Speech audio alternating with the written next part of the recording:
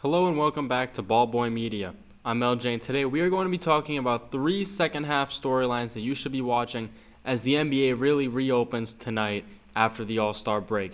If you're new here, please leave a like and subscribe and comment down below one team you're watching that's on the brink that you would like to see make the playoffs. The 3 storylines I have highlighted here are Victor Wembanyama's injury, the Capture the Flag race, and the 2025 MVP race. So, getting right into it, Shams reported, as did Chris Haynes, that Victor Wembanyama has unfortunately suffered a devastating injury. He has a blood clot in his right shoulder and is out for the season. The Spurs do believe that this is an isolated condition, but he will be out for 25-plus games to end the year. Wembanyama just played in the All-Star game, and he was considered the heavy favorite to win Defensive Player of the Year. Averages 24.3 points per game, 11 rebounds per game, 3.7 assists per game, 3.8 blocks per game, after last season in which he won the Rookie of the Year and was runner-up in Defensive Player of the Year voting. The Spurs just acquired De'Aaron Fox. I'm not quite certain what they're going to look like for the rest of the year, but this definitely does kind of open up the Western Conference playoff race in terms of the fact that it eliminates the Spurs. Although they, had a lot of room to make up, I do consider this to be an elimination for the Spurs. I think that, De'Aaron Fox without Wembanyama, I'm not quite certain that he can make up the 7-game difference. I was really banking on Wembanyama being that type of X factor, but I hope he rests up and is well, and I hope that they come back next season and really make that playoff push. Now, for the Capture the Flag sweepstakes, we know Cooper Flagg is the truth, and he is going to be an immediate impact guy once he gets into the NBA. He's been leading Duke. They're third in the nation right now for men's basketball, and the lottery is shaping up really nicely. A couple of interesting teams in there, but just some more on Flagg. Two-way monster who played with Team USA over the summer. This is a guy who's played with NBA veterans before and is one of, if not the best players in college basketball. Must-see TV. He's averaging 19.7 points, 7.7 rebounds, 4 assists, 1.6 steals per game, 1.2 blocks per game, shooting an efficient 48.6%, 36.6% from 3, and I think the biggest testament to what he can become as a shooter is 81% from the free throw line. I have no concerns about this guy's shooting at all going forward. I think he'll be an overly competent NBA player his first day in the NBA, and I'm interested to see who would get him.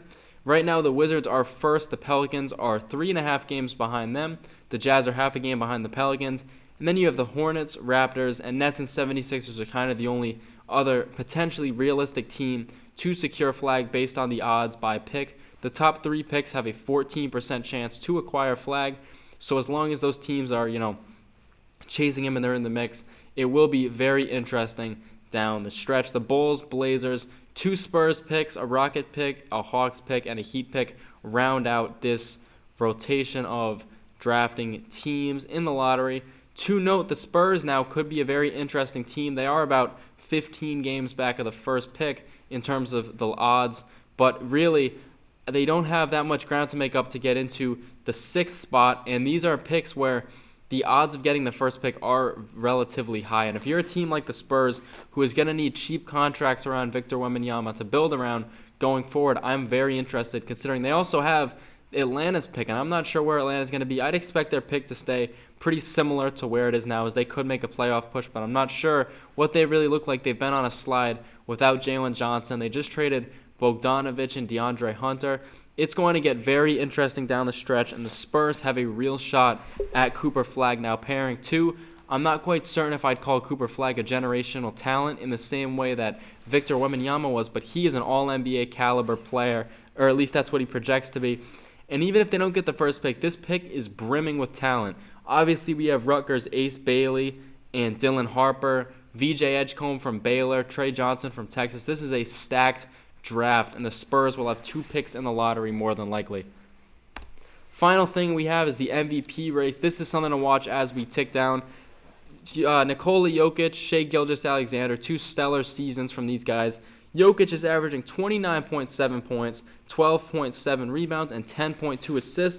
I believe that would make him the 3rd player ever to average a triple-double over the course of a full season. 2.7 stocks for him. He's shooting 44.9% from beyond the arc on notable volume. The Nuggets are winners of 9 straight, and they are the 2nd seed behind only Shai Gilgeous-Alexander and the Thunder, who are 44-10 this season. They have an 8-game lead on that 1 seed. Shea is having a historic season, averaging 32.5 points, 5.1 rebounds, 6.1 assists, but what's really impressive to me, 1.9 steals and a whole block a game. There have been 4 NBA players ever to finish a season averaging 30 points, 1.5 steals, and 1 block per game. That would be Shea currently, Michael Jordan, LeBron James, and Dwayne Wade. That is some great company. Shea is also shooting 52.3% from the field and has really shrugged off the foul baiter allegations. This guy is incredible from everywhere on the court, and these two will be duking it out later in the season for that MVP trophy. If I had to pick right now, I would say it was Shea, and I think that voter fatigue really comes into this. Of course, Jokic has already won 3 MVPs. I think he's more than deserving of his 4th, however. Thank you for watching. If you're new here, please leave a like and subscribe. As I said, I love to hear from you guys, and we're going to continue growing this thing. Videos coming out shortly, and I'll see you on the next one. Thank you.